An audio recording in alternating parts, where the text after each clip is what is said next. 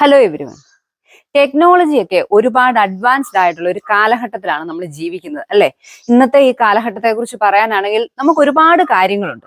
എന്തും ഏതും വിരൽത്തുമ്പിൽ, അറിവിന്റെ കാര്യത്തിലായാലും എന്ത് കാര്യങ്ങളൊക്കെ നേടിയെടുക്കാനായാലും ഒരുപാട് എളുപ്പമുള്ള ഒരു കാലഘട്ടത്തിലാണ് ജീവിക്കുന്നത്. പഴയ കാലഘട്ടങ്ങളിലെ വെച്ച് നോക്കിക്കഴിയുമ്പോൾ അങ്ങനെയൊക്കെ ഒരുപാട് പ്രയോജനങ്ങൾ നമ്മളുടെ ഈ കാലഘട്ടത്തിൽ ഉണ്ടെങ്കിലും ചില കാര്യങ്ങളിൽ നമുക്ക് നഷ്ടങ്ങളും സംഭവിച്ചിട്ടുണ്ട്.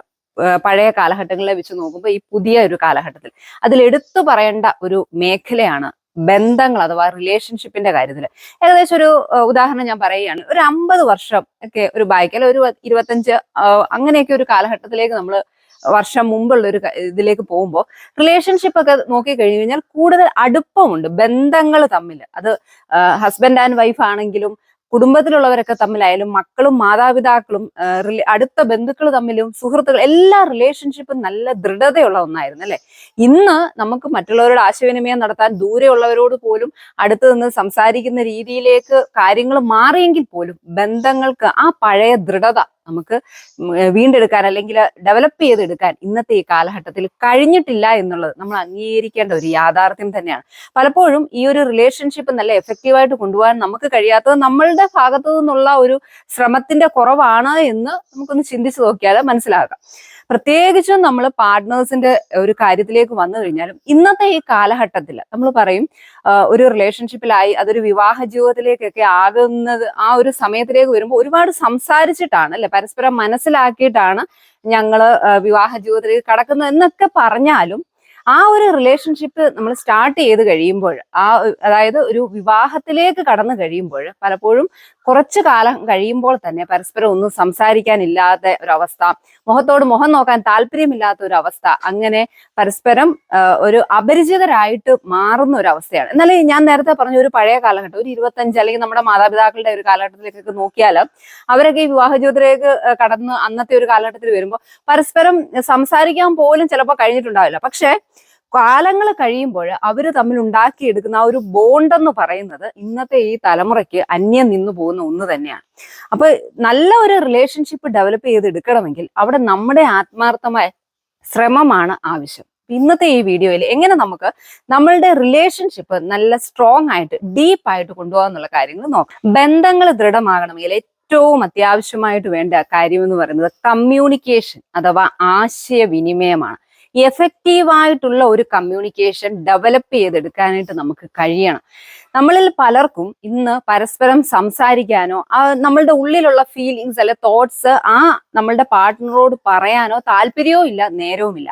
അതുകൊണ്ട് തന്നെ നമ്മൾ ഒരു വീട്ടിൽ ഒരു കൂരയ്ക്ക് കീഴിൽ താമസിക്കുന്നവർ തന്നെയാണെന്ന് പറയാൻ മാത്രമേ സാധിക്കൂ. പരസ്പരം ഒരു ബന്ധമില്ല, ഇഷ്ടങ്ങളോ അനിഷ്ടങ്ങളോ അറിയില്ല, എങ്ങനെയാണ് മറ്റേ വ്യക്തിയെ ഓരോ സാഹചര്യങ്ങളിൽ എന്ന് മനസ്സിലാക്കാൻ ഒന്നും തന്നെ ആ വ്യക്തിയെ കുറിച്ച് നമുക്ക് അറിയേണ്ട കാര്യങ്ങൾ അറിയില്ല. അപ്പൊ നല്ല ഒരു കമ്മ്യൂണിക്കേഷൻ ഡെവലപ്പ് ചെയ്തെടുക്കണം, ഒരു എഫക്റ്റീവ് ആയിട്ടുള്ള കമ്മ്യൂണിക്കേഷൻ. അതിനെന്താണ് വേണ്ടത്? പരസ്പരം സംസാരിക്കാൻ തയ്യാറുക, ഓപ്പൺ ആൻഡ് ഹോണസ്റ്റ് ആയിട്ടുള്ള ഒരു സംസാരം. അതിനൊരു സമയം മാറ്റിക്കണം. എനിക്ക് ഒട്ടും നേരമില്ല. ഇപ്പൊ ഇന്നത്തെ ഒരു കാലഘട്ടത്തിന്റെ പ്രത്യേകതയാണ് 2 പേർക്കും ജോലി കാണും, അല്ലെ? ഭാര്യയ്ക്കും ഭർത്താവിനും ജോലി കാണും. പോയിട്ട് വരുമ്പോൾ വീട്ടിലെ ഉത്തരവാദിത്തങ്ങൾ ശരിയാണ്, എല്ലാം ശരിയാണ്. പക്ഷെ ഒരല്പം സമയം, ഒരു 5 മിനിറ്റ് അല്ലെ 10 മിനിറ്റ് ഒന്ന് മനസ്സ് തുറന്ന് സംസാരിക്കാൻ വേണ്ടി നമ്മൾ മാറ്റിവെക്കാൻ തയ്യാറായാലേ ആ ബന്ധം എന്നും നിൽക്കുന്ന ഒന്നാക്കി മാറ്റാനായിട്ട് നമുക്ക് സാധിക്കുകയുള്ളൂ.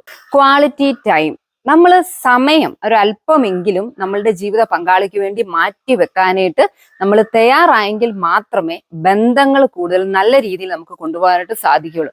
ഈ സമയം എന്ന് പറയുന്നത് വളരെ പ്രഷ്യസ് ആയിട്ടുള്ള കാര്യമാണ്. നമ്മളുടെ എല്ലാവരുടെ ഇന്നത്തെ പല്ലവി നേരമില്ല. അതുകൊണ്ട് തന്നെയാണ് നമ്മളുടെ റിലേഷൻഷിപ്പുകളൊക്കെയും ഇങ്ങനെ അകലങ്ങളിലേക്ക് ഉള്ള ഒന്നായിട്ട് മാറുന്നത്, പരസ്പരം അടുപ്പമില്ലാതായി മാറുന്നത്. അതുകൊണ്ട് തന്നെ പരസ്പരം ഒന്ന് സംസാരിക്കാൻ, ഉള്ളിലുള്ളത് എന്താണെന്ന് ഞാൻ നേരത്തെ പറഞ്ഞു, കമ്മ്യൂണിക്കേഷൻ. അതുപോലെ തന്നെ നമ്മൾ ഒരു സമയം കൂടെ ആ വ്യക്തിയെ കുറിച്ച് ഒന്ന് അറിയാനായിട്ടും ഒക്കെയും, അല്ലെങ്കിൽ പരസ്പരം ഒന്ന് സമയം ചെലവഴിക്കാൻ, ഒരു ചെറിയ ഔട്ടിങ് ആവാം, അല്ലെ എവിടെയെങ്കിലും പോകുമ്പോൾ ആ വ്യക്തിയോട് കൂടെ അടുത്തൊന്ന് പോയി നിന്ന് പറയാനുള്ളത് എന്താണെന്ന് കേൾക്കാനൊക്കെയും ഒരല്പം സമയം മാറ്റി വെക്കാനായിട്ട് നമ്മൾ തയ്യാറാവുക.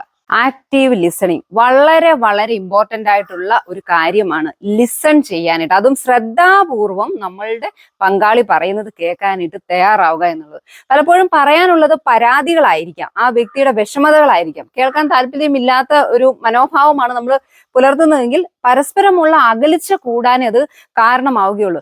പ്രത്യേകിച്ചും ജോലിക്ക് ഒരാൾ ജോലിക്ക് പോകുന്നു, മറ്റേ ആൾ വീട്ടിലിരിക്കുന്നു, വൈഫ് വീട്ടിലിരിക്കുകയാണെങ്കിൽ അവർക്ക് അവരുടേതായ വിഷമതകളുണ്ടല്ലോ. നമ്മൾ നോക്കുമ്പോൾ അവർക്ക് എന്താ സുഖമല്ലേ, ഇറങ്ങി പോകണ്ട എന്നൊക്കെ ആയിരിക്കും. പക്ഷെ ആയിരിക്കുന്ന അവസ്ഥയിൽ എല്ലാവർക്കും പരാധീനതകളുണ്ട്. അത് വീട്ടിലിരിക്കുന്ന ആൾക്ക് മാത്രമല്ല, പുറത്തിറങ്ങി പോകുന്ന വ്യക്തികൾക്കും ഉണ്ട്. അപ്പൊ ആരാണോ അവരുടെ വിഷമതകൾ അല്ലെങ്കിൽ അവരുടെ പരാതികളായാലും പറയുന്നത്, ക്ഷമയോടെ നമ്മളൊന്ന് കേൾക്കാൻ തയ്യാറാവുക. അല്ല നീ പറഞ്ഞു അല്ലെങ്കിൽ പറയുമ്പോൾ അതിന് പ്രതികരിക്കാതിരിക്കുന്ന ഒരവസ്ഥ വരുമ്പോൾ കണക്ഷൻസ്, ആ ഒരു ബന്ധം അകന്നു പോവുകയാണ് ചെയ്യുന്നത്. അപ്പൊ റിലേഷൻ കൂടുതൽ ആഴത്തിലുള്ള ഒരു ഡീപ്പർ കണക്ഷൻ, പരസ്പരം ഒരു മനസ്സിലാക്കലും ഒരു അണ്ടർസ്റ്റാൻഡിങ് ഒക്കെ ഉണ്ടാക്കിയെടുക്കണമെങ്കിൽ നമ്മൾ ശ്രദ്ധാപൂർവ്വം കേൾക്കാൻ തയ്യാറാകുക. ആ ഫോണൊക്കെ ഒന്ന് മാറ്റി വെച്ചാൽ ആ വ്യക്തി എന്താ പറയുന്നത്, ബുദ്ധിമുട്ടുകളാണെങ്കിൽ അതൊന്ന് കേൾക്കുക.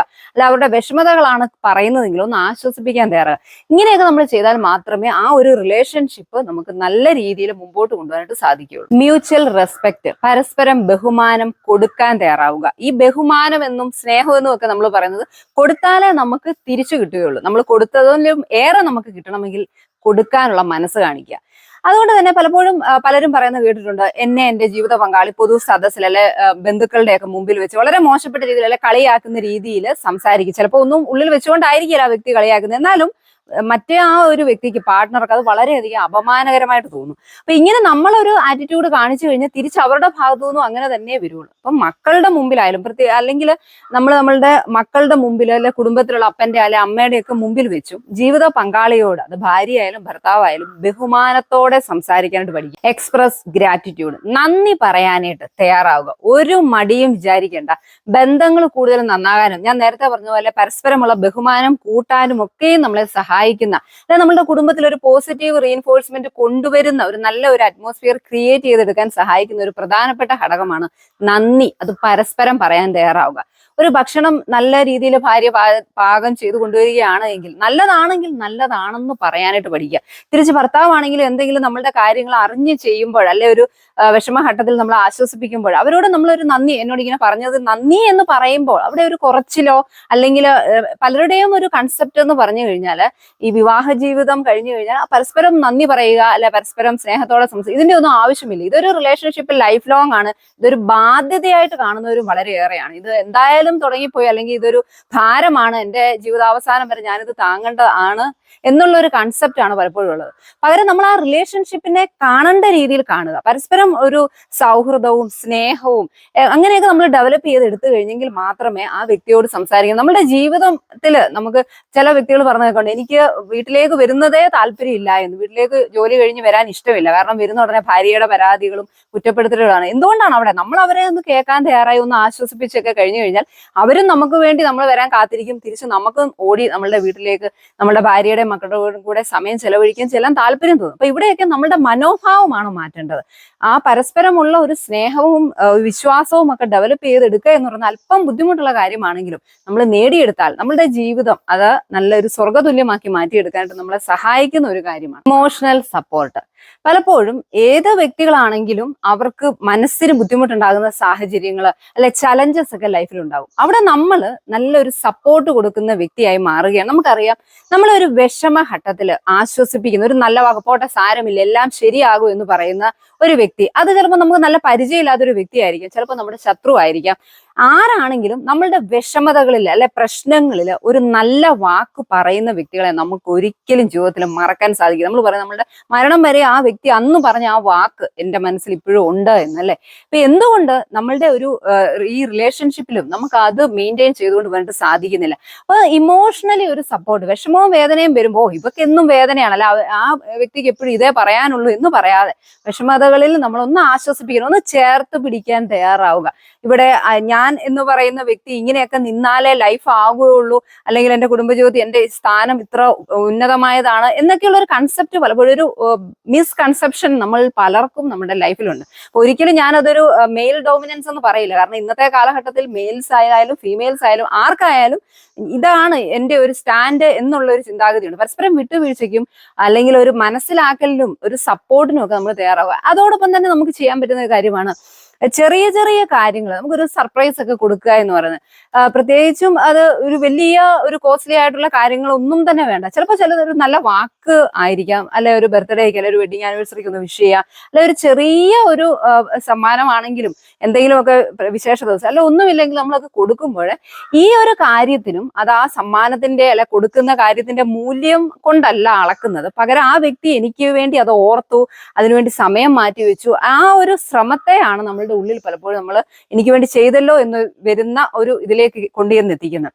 അതുകൊണ്ട് തന്നെ ഇങ്ങനെയുള്ള ചെറിയ ചെറിയ ഒരു സർപ്രൈസുകൾ കൊടുക്കുക, അല്ലെങ്കിൽ ഒരു നല്ല വാക്ക് പറയുക, ബർത്ത്ഡേയോ അല്ലെങ്കിൽ വെഡിങ് ആനിവേഴ്സറിയൊക്കെ ഒന്ന് ഓർത്ത് വെച്ച് വിഷ് ചെയ്യുക, ഇങ്ങനെയൊക്കെ ചെയ്യുമ്പോൾ നല്ല ഒരു ബോണ്ട് നമുക്ക് ഡെവലപ്പ് ചെയ്തെടുക്കാനായിട്ട് സാധിക്കും. ഞാൻ ഈ പറഞ്ഞ കാര്യങ്ങൾക്കൊന്നും തന്നെ ഒരുപാട് നമുക്ക് സ്ട്രഗിൾ ചെയ്യേണ്ടതല്ല, ഒരുപാട് സമയം മാറ്റി വെക്കേണ്ട ഒരു കാര്യവുമില്ല. നമ്മളുടെ ഡെയിലി ലൈഫിൽ നമ്മൾ ചെറിയ ചെറിയ ഒരു ശ്രദ്ധ കൊടുക്കുക, അല്ല ആ വ്യക്തിക്ക് നമ്മുടെ ജീവിതത്തിൽ നമ്മൾ പ്രാധാന്യം കൊടുക്കാൻ തയ്യാറായി, നമ്മുടെ ജീവിത പങ്കാളിക്ക് നമ്മളുടെ ജീവിതത്തിൽ പരമോന്നതമായ ഒരു സ്ഥാനം കൊടുക്കാൻ നമ്മൾ തയ്യാറായി കഴിഞ്ഞാൽ ഈ പറഞ്ഞ കാര്യങ്ങളൊന്നും ചെയ്യാൻ നമുക്ക് ഒരു ബുദ്ധിമുട്ടുമില്ല. നമ്മുടെ ഒരു മനസ്സിന്റെ ഒരു ആവശ്യമുണ്ടെന്ന് മാത്രമേ ഉള്ളൂ. പരസ്പരമുള്ള സ്നേഹവും ബഹുമാനവും മനസ്സിലാക്കലും ഒക്കെ ഉണ്ടായെങ്കിൽ നമ്മളുടെയൊക്കെ ലൈഫ് നമ്മൾ ആഗ്രഹിക്കുന്ന രീതിയിൽ സ്വർഗതുല്യമായിട്ട് ഉള്ള ഒന്നാക്കി മാറ്റിയെടുക്കാൻ നമുക്ക് സാധിക്കും എന്നുള്ളതാണ്. നമ്മുടെ മനോഭാവത്തിൽ ഒരു മാറ്റം വരുത്തുക. പലപ്പോഴും നമുക്കറിയാം, ഒരു വിവാഹ ജീവിതത്തിലേക്ക് കടക്കുമ്പോൾ നമ്മൾ പരസ്പരം ഇന്ന് ഞാൻ പറഞ്ഞു ആശയവിനിമയങ്ങൾ നടത്താനായിട്ട് നമുക്ക് സൗകര്യങ്ങളുണ്ട്. നമ്മൾ മൊബൈലിൽ കൂടെ ഒക്കെ ആയാലും സംസാരിക്കും. ആ ഒരു സമയത്തെ സ്നേഹവും കരുതലും അല്ലെ സപ്പോർട്ടും പലപ്പോഴും വിവാഹ ജീവിതത്തിലേക്ക് കടന്നു കഴിയുമ്പോൾ നമുക്ക് കാണുന്നില്ല. എന്തുകൊണ്ടാണ്? ആ ഒരു സമയത്ത് നമ്മുടെ ചിന്ത ഈ വ്യക്തി ഞാൻ എന്തു പറഞ്ഞാലും അല്ലെ എന്തൊക്കെ ആയാലും ഇങ്ങനെയൊക്കെ എന്റെ കൂടെ തന്നെ കാണും എന്നുള്ളൊരു മനോഭാവമാണ്. പകരം ആ വ്യക്തിയെ നമ്മൾ മാനിക്കാൻ പഠിക്കുക, സ്നേഹിക്കുക, നന്ദി പറയുക, ബഹുമാനിക്കുക. ഇതൊക്കെ ചെയ്ത് കഴിയുമ്പോൾ പരസ്പരമുള്ള ബോണ്ട്, ആ ഒരു ബന്ധം കൂടുതൽ ദൃഢതയോടെ നമുക്ക് കൊണ്ടുപോകാനായിട്ട് അത് നമ്മളെ സഹായിക്കും. Be happy, B confident.